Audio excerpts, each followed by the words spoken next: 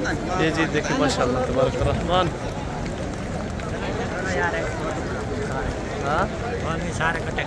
हाँ खूबसूरत प्यारा भरा हुआ मंजर।